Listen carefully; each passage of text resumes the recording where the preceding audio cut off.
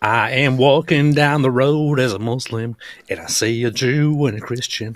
I push them to the side of the road. Yeah. Yeehaw!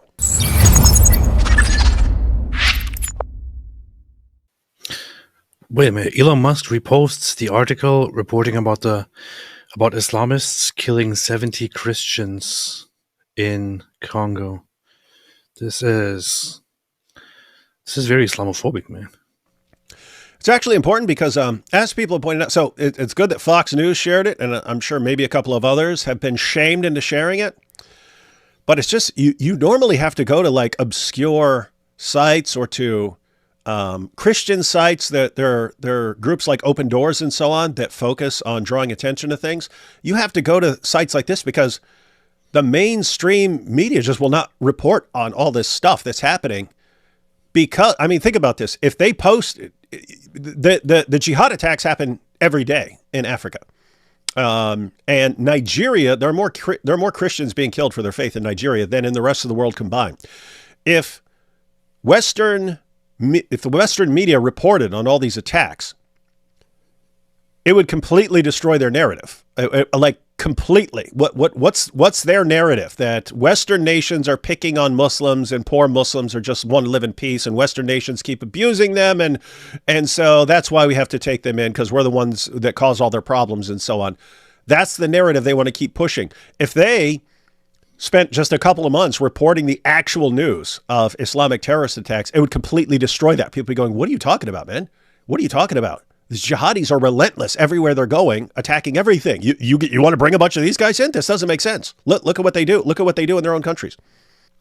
So Elon reposted this from Hassan Sajwani, who says, every time Elon Musk points out terrorism and radicalization coming out of Europe, I recall when in 2017, UAE Foreign Minister H.H. Sheikh Abdullah bin Zayed warned Europe of this. Listen to it. Isn't this interesting? So there's a foreign minister, H.H. Sheikh Abdullah bin Zayed, warning Europeans about what's happening, what's going to happen. Elon retweeted this. Why is this interesting? Because this actually seems like people trying to warn Europeans, because you do have people in the Muslim world who want to prosper and develop prosperous countries. Guess what? You can't do that if you have a bunch of jihadis taking over. So they understand how to crack down on jihadis and not give them an inch. And some of these people, like the UAE and so on, some of them actually don't want Europe being taken over by jihadis. And so they're actually warning them. Anyway. And let me say this in English so you can understand what I'm saying. I have translation. No, I know you have translation, but I just want to make sure you get it right. There will come a day that we will see far more radical extremists and terrorists coming out of Europe because of the lack of decision-making, trying to be politically correct, or assuming that they know the Middle East and they know Islam and they know the others far better than we do. And I'm sorry, but that's pure ignorance.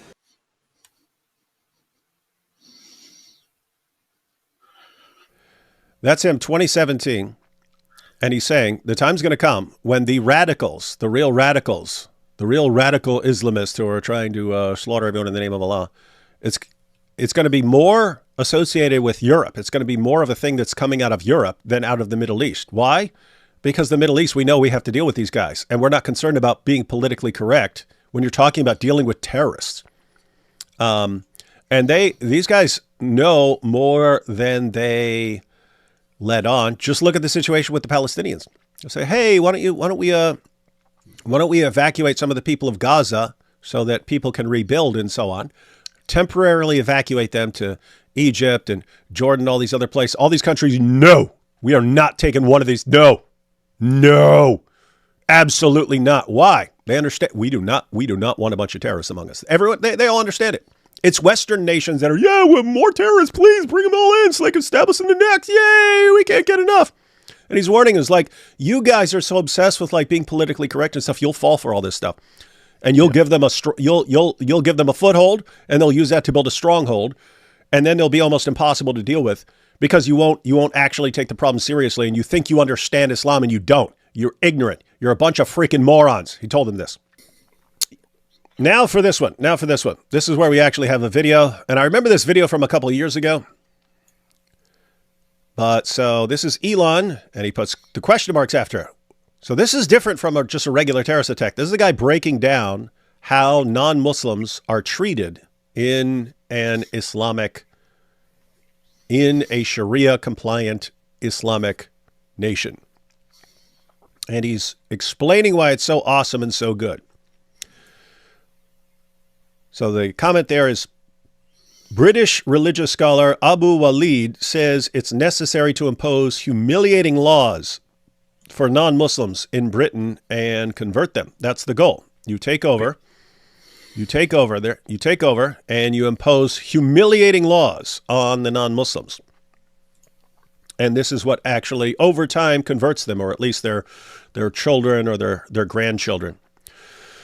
So let's go ahead and check out that video. I got the video ready. Here we go. Equality to all of its members. Is there such a thing in Islam? No. Is there equality of faith? If we look to one hadith of Rasulullah sallallahu alaihi wasallam, on the authority of Abu Huraira, Sahih Muslim. So no Sunni Muslim can really argue against Sahih Muslim or Sahih Bukhari. That's true. Rasulullah said, don't greet the Jews and the Christians before they greet you. And when you meet any of them on the roads, force them to go on the narrow side of it. Beast. So you're walking down the road and someone's walking down the road and you're like, whoa. Get, you need to get on the crap side of the road there, man. You get up against the wall. Get up against the wall. Don't be walking down the middle of the road like you run this street. We run this street. You go over to the side. Dimmy. I am walking down the road as a Muslim, and I see a Jew and a Christian. I push them to the side of the road. Yeehaw. Imam Maliki said the same thing as well. In fact, Umar ibn Khattab, who Rasulullah sallallahu alaihi wasallam, he said that if there was to be another Nabi after me, it would be Umar ibn Khattab in his own charter, not charter of United Nations, in his charter with the people of Sham, with those Christians of Sham, in his charter was... Oh, that's interesting. So he attributes the Pact of Umar to the Caliph Umar, even though lots of people think it's Umar, the Umar the second. But and we're gonna go ahead. We're gonna read the passage. We're gonna read the Pact of Umar in Ibn Kathir. Ibn Kathir also believed that it refers to the Caliph Umar, but this guy does as well. Kafir and Muslim, they're not allowed to wear the same clothes as one another. If the Muslim, he comes out on the day of Eid and he sees Kafir with nice clothes, the Kafir has to take his clothes off and give it to the Muslims. The Kafir, when he walks inside the street, he has to wear a red belt around his neck, and he has to have his forehead shaved, and he has to wear two shoes which are different from one another. It would be kind of funny wearing two shoes that are different from each other. Yeah, so keep in mind, it's messed up what he's saying. He's saying the non-Muslims can't be wearing nice clothes. Therefore, they have to do like dumb stuff, like they have to wear non-matching shoes that are different from each other. But that's kind of fun because when someone points it out, they're like, hey, you're wearing two different shoes. You can say, oh, yeah, I got another pair at home just like them. Like, wouldn't that be funny? Yes. So it could, you could make the best of it. If you're stuck in this situation, ladies and gentlemen, these are terrible, awful people who want to force you to live like this. But if you're ever in a situation where you have to live like that, make the best of it. Wear your two different colored shoes. And then when someone points it out, say, yeah, got another pair at home just like them. He's not allowed to, and he's not allowed to walk on the pavement. He has to walk in the middle of the road, and he has to ride on a mule.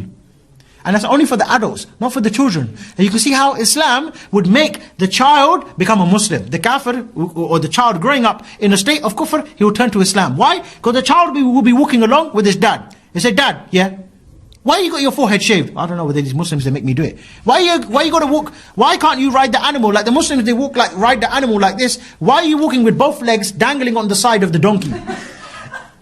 You hear the people laughing? Very funny.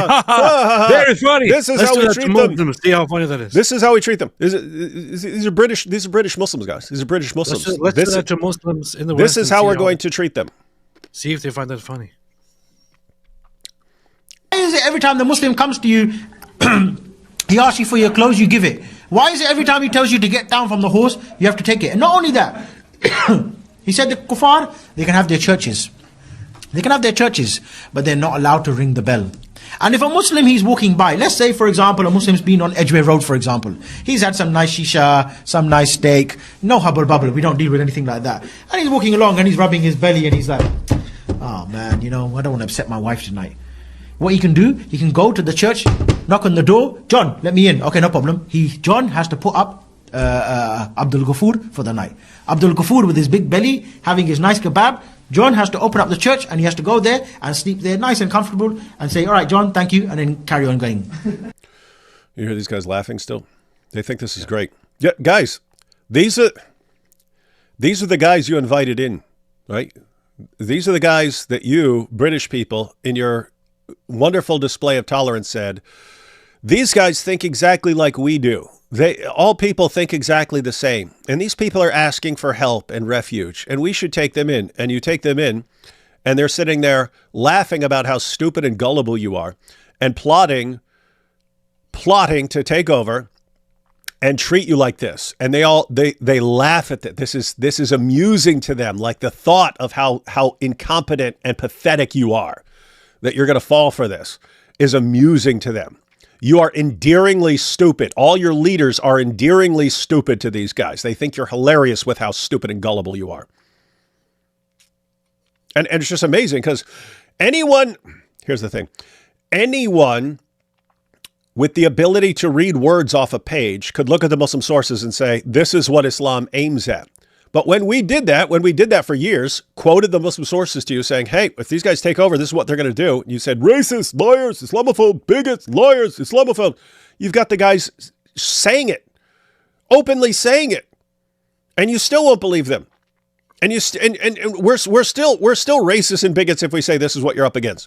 Guys are lunatics. I hate to say, average people in Great Britain who don't want this, you don't deserve it. All your leaders and so on, they deserve what they're getting. They deserve what's coming to them. Sucks, but they deserve it. They basically begged for it. Early in the morning. Which wife is going to live with John under that type of circumstances? What kind of honoring is this for me to live with John and Abdul Ghafoor comes every Friday night and sleeps in our bed as well? Of course. Because sunnah is to look after the guest, innit? I can't make you sleep on my floor if you can't. You're a Muslim, by the way. So what about when Abdul Ghafoor goes to John's house? John, sleep on the floor. Abdul Ghafoor should go back where he came from. What's that? Abdul Ghafoor should go back where he came from. Abdul Ghafoor obviously doesn't belong in John's country. Abdul Ghafoor should go back, should get the heck out of here, should go and live somewhere else where people handle things the way they handle it, because obviously Abdul Ghafoor is not civilized enough to live in a civilized society which built things without him. Because Abdul Ghafoor came to a country that was built by civilized human beings who are actually intelligent people who can be called human beings because they are intelligent and they're different from animals. Apparently, Abdul Ghafoor is not very different from lower intelligence animals that don't have the intelligence that qualifies them to become humans. So Abdul Ghafoor should go back and should get the heck out of here and should live. Well, you don't even know. Maybe a Ghafoor is a donkey or something. You don't even know who this guy's talking about.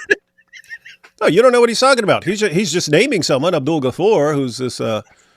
But you don't know. I mean, they have characters like Farfor the mouse and stuff, right? You think if you just heard, oh yeah, Farfor this, Farfor that, you'd think, oh, he's talking about a no. Farfor is a mouse. So maybe this is a donkey. The funny thing is that we joke about this, we make fun of this, but as we make fun of this, as we joke about this, as we expose this, this is becoming the reality. These people are openly speaking about it and openly playing with the thought of humiliating the disbelievers. And this guy is not just explaining something that is completely unfamiliar to Islamic history. This is very, very well known in Islamic history. This is well known in Islamic scholarship.